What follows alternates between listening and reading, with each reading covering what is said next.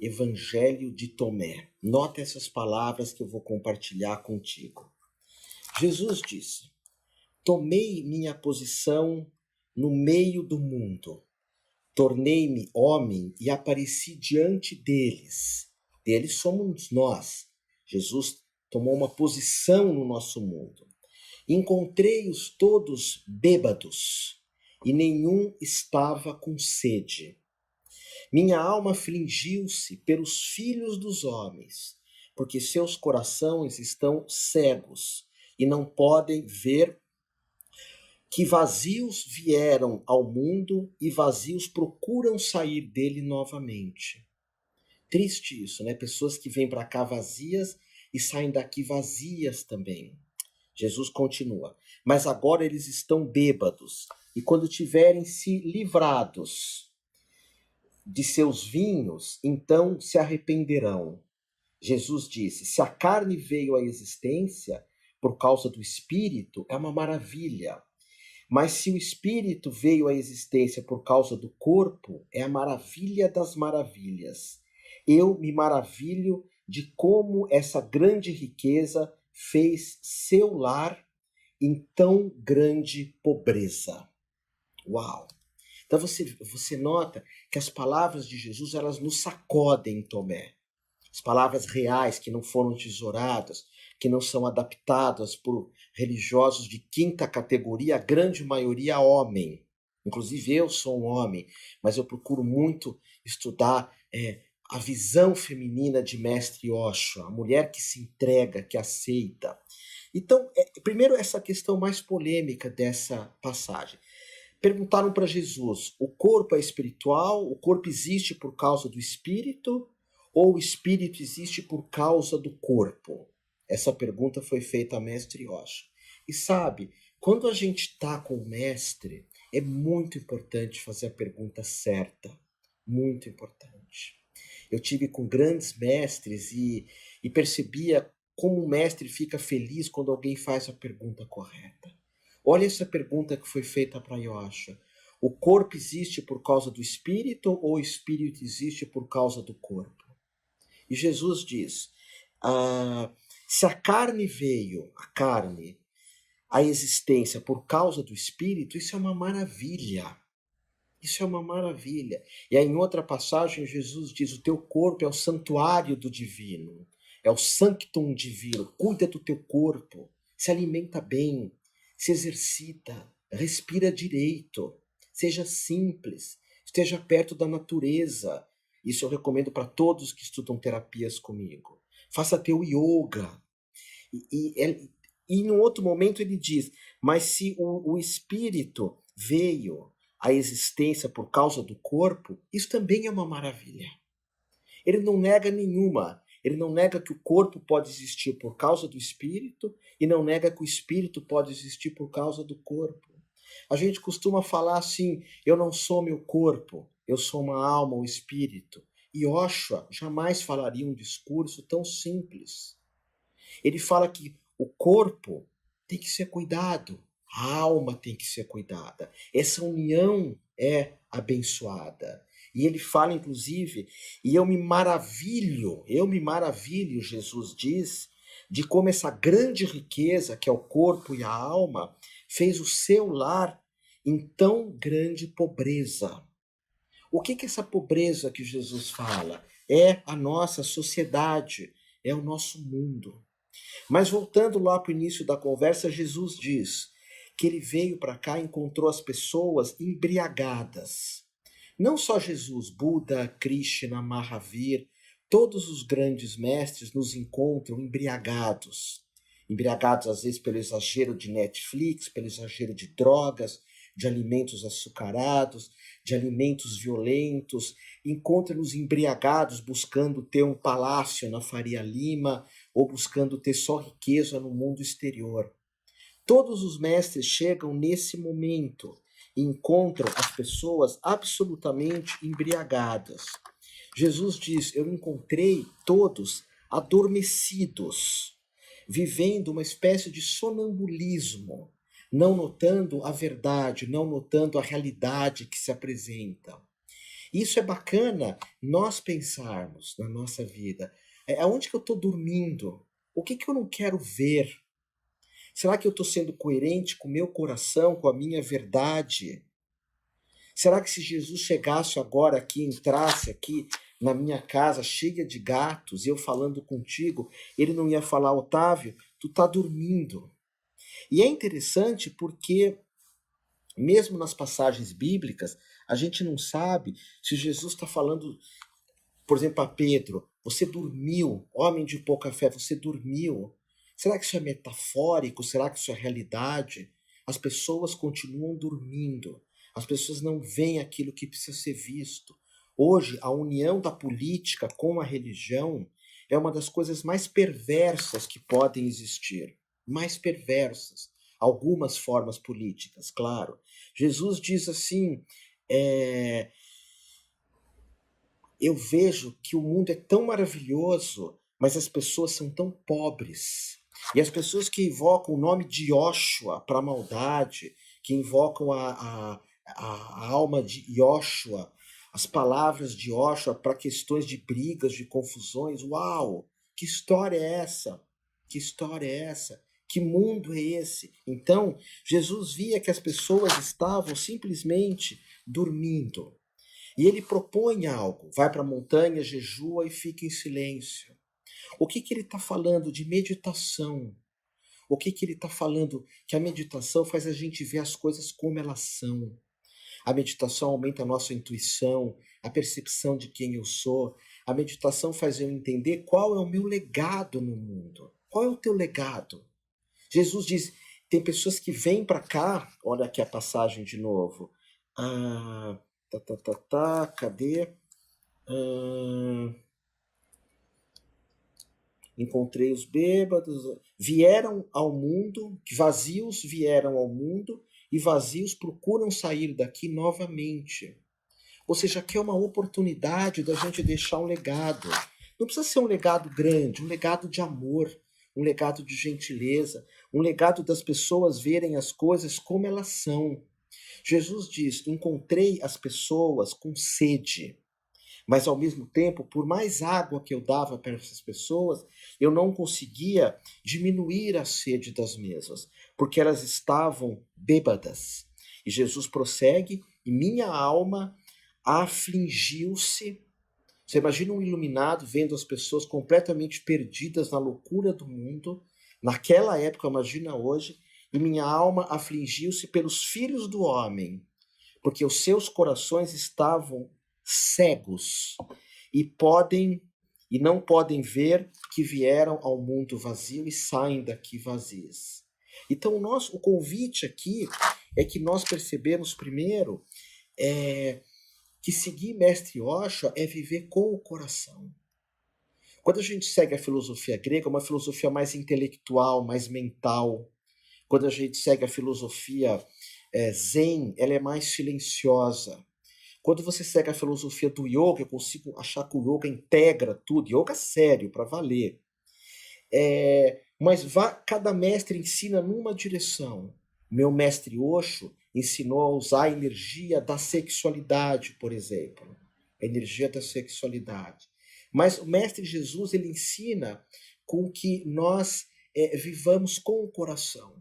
Ele é o mestre do coração. Ele é um mestre que diz assim, se você não tem coração, você não pode nem orar. A tua oração vai ser pedindo coisas.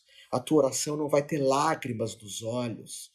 A gente reza o Pai Nosso, essa oração linda que Jesus compartilhou, muitas vezes só nas situações que apertam. A gente estuda seres de outro mundo, a gente estuda um monte de coisas menores, a gente vai sempre olhar para fora, mas apertou, a gente reza o Pai Nosso. Meu convite para ti não, traz essa oração para a tua vida, preferencialmente, na minha opinião, é aqui o Pai Nosso em aramaico, o Pai Nosso exatamente como Jesus ensinou para nós. Porque essas orações, essas meditações, elas vão nos encontrar muitas vezes bêbadas, vão nos encontrar muitas vezes pobres e adormecidas. Quando esse mestre Jesus chega, ele vê que nós estamos lutando por coisas muito feias, colocando a nossa energia em coisas muito feias. Nós estamos obcecados por muitas maldades, por muitas doenças. E Jesus fala, corre para o templo, porque no templo que você vai se curar. E qual o templo que você recomenda, Otávio? O templo do teu coração, porque não tem outro. Eu estava falando esses dias de São Francisco. São Francisco, para mim, é a síntese de Jesus. Alguém que conversava com os lobos, com as ovelhas. Alguém que abraçava os leprosos no momento onde ninguém abraçava os leprosos. Alguém que o pai falou, você está dando um monte de coisa, você não pode dar minhas coisas. E São Francisco tira a roupa do corpo, fica nu e fala, olha, nem essas roupas eu quero mais. Desse mundo eu não quero nada. Eu não digo que você precisa ser assim. Eu acredito muito no caminho do meio. Não ter muito nem pouco, não dormir muito nem pouco, não comer muito nem pouco, não trabalhar muito nem pouco. Eu creio nisso, é uma filosofia minha, talvez não seja a tua. Jesus é mais radical, tenha só um hábito. Um hábito, um hábito. Um hábito. O Buda deixava usar 3 hábitos. São caminhos diferentes. Caminhos diferentes. A questão não é ter, mas é se apegar naquilo que nós temos. E São Francisco, ele traz uma síntese de Mestre Jesus, e quando ele se une a Clara de Assis, você precisa ler sobre Clara de Assis. Se você que me segue é uma mulher, é uma moça, é uma senhora, você precisa ler sobre Santa Clara, porque é uma história linda, num mundo que só fala de mestres homens, sabe? Santa Clara e São Francisco, a união do céu e da terra, do yin e do yang, do masculino e do feminino. E quando a gente estuda Francisco, a gente estuda Clara de Assis, quando a gente vê Jesus, talvez se ele entrasse agora, ele ia falar assim para mim, Otávio, o que você está fazendo da tua vida? O que você está fazendo de você mesmo? Sabe? Apenas uma ruína. E às vezes a nossa ruína, ela cai cada dia mais. Mas o perigo não é, muitas coisas da nossa vida serem arruinadas, que é o que eu falei, quando tudo se desfaz. Você já deve ter passado por isso. O perigo é quando nós nos tornamos uma ruína. Jesus, numa passagem, fala de vendermos tudo e termos uma pérola, aquilo que as traças não comem. Numa outra passagem, Jesus fala que ele larga tudo por causa de uma ovelha. Sabe, tem uma amiga minha que ela trabalha muito com questões de tantra, mas um tantra meio brasileiro, meio californiano, não o tantra que eu ensino. E eu falo, você precisa ter uma proteção, você precisa ter uma tradição por trás de você, você está muito envolvida com coisas que não vão te fazer bem.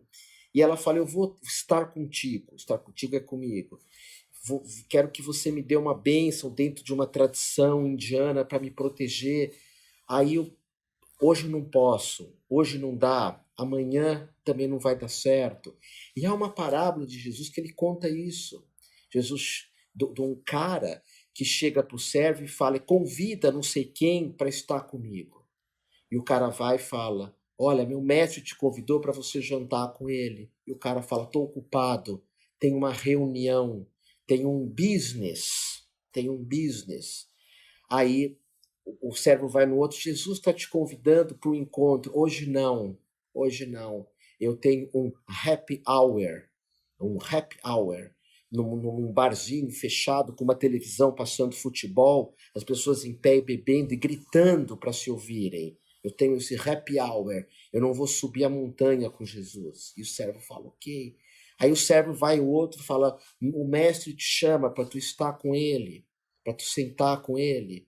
E o cara diz, não posso ir. Eu tenho isso ou aquilo.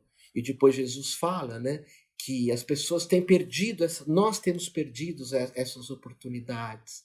E o que esse encontro com Jesus, quisera eu que ele entrasse aqui agora, eu me atiraria aos pés dele, eu seguiria esse mestre. Será que eu largaria tudo, o meu iPhone?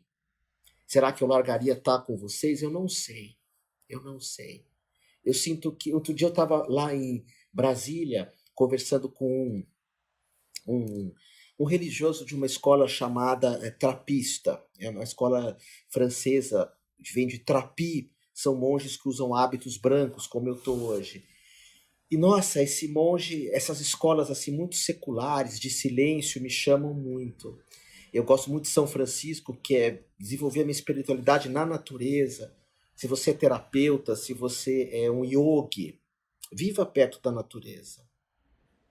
Eu falo para essas pessoas, se você faz parte do meu povo, os que gostam do meu discurso, enfim. E eu estava conversando com esse trapista e minha mãe veio e me puxou. E eu falei, mãe, estou conversando com ele. Minha mãe me puxou.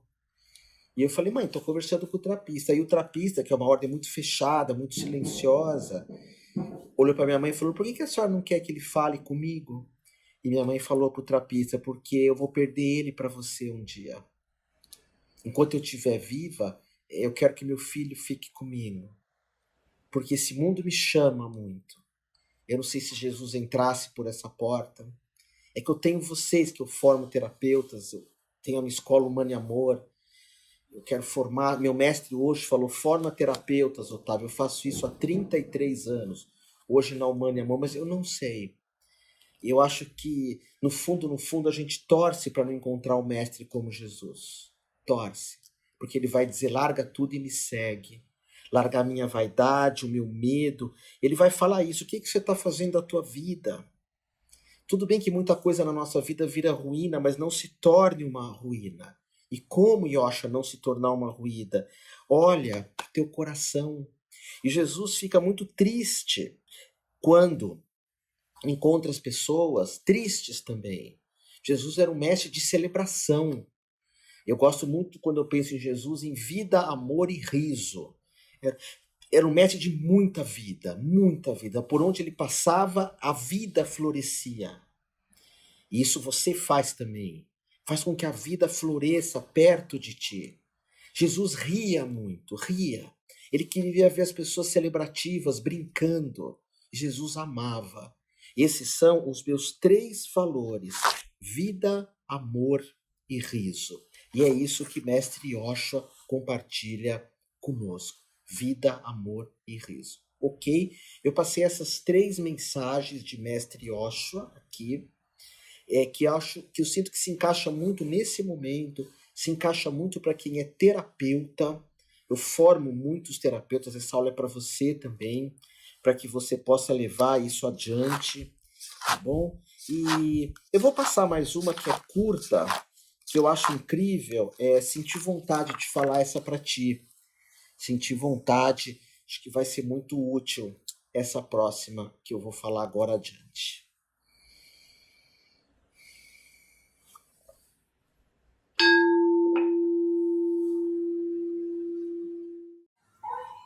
Gratidão absoluta por você ter chego até o final dessa lição.